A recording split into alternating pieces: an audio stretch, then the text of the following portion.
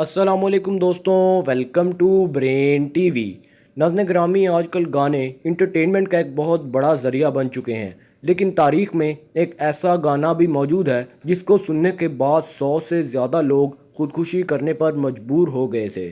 یہ بات ہے 1933 کی، جب یورپ کے ایک ملک ہنگری میں گلومی سنڈے نامی گانا ریلیز ہوا۔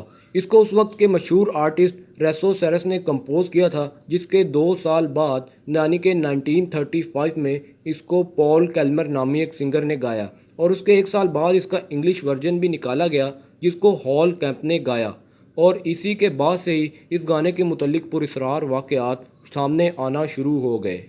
آہستہ آہستہ اس گانے کے متعلق ڈھیر سارے واقعات سامنے آنے لگے جہاں پر لوگوں نے اپنی جانیں لے لی۔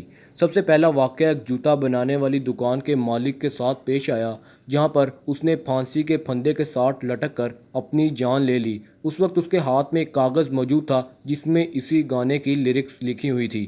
اس کے علاوہ یورپ کے ملک آسٹریا میں بھی ایک لڑکی نے پانی میں کود کر اپنی جان دے دی، اور اس کے پاس سے بھی ایک کاغذ ملا جس میں اسی گانے کی لیرکس لکھی ہوئی تھی۔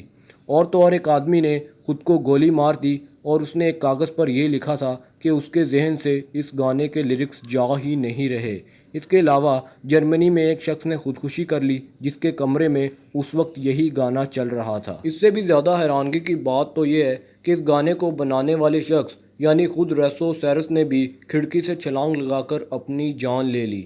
اس کا ماننا تھا کہ اس کے بنائے گانے کی وجہ سے اتنے زیادہ لوگوں کی موت ہوئی، اسی لیے اس نے خود بھی خودکشی کر لی۔ یہ میوزک کافی زیادہ ڈارک تھا، یعنی کہ اس میں استعمال کیے گئے الفاظ کافی زیادہ ایموشنل تھے، جو کہ سیدھا انسان کے دل پر اثر کرتے تھے۔ لیکن پھر بھی یہ سوچنے والی بات ہے کہ آخر کوئی کیسے میوزک سن کر، چاہے وہ کتنا ہی ایموشنل کیوں نہ ہو، اپنی جان دینے کو تیار ہو سکتا ہے۔ دراصل اس کے پیچھے سب سے بڑا ہاتھ اس وقت کے حالات کا تھا۔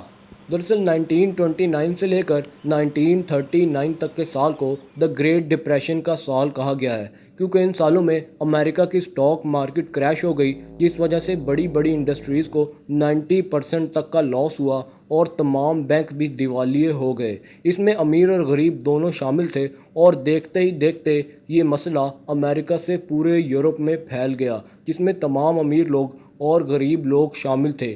ان سب کی تنخواہیں نہ ہونے کے برابر ہو گئیں، یہاں تک کہ ان کا اپنا خرچہ اٹھانا بھی مشکل ہو گیا، اور آہستہ آہستہ لوگ ڈپریشن کا شکار ہونے لگے۔ انہی وقتوں میں گلومی سنڈے نامی یہ گانا بھی ریلیز ہوا، جس نے لوگوں کو مزید پریشانی میں ڈال دیا، اور وہ سوسائڈ کرنے پر مجبور ہو گئے۔ لیکن اگر دیکھا جائے تو حقیقتاً لوگوں نے سوسائڈ اس گانے کی وجہ سے نہیں، بلکہ اس وقت کی تنگیوں سے پریشان آ کر کیا تھا۔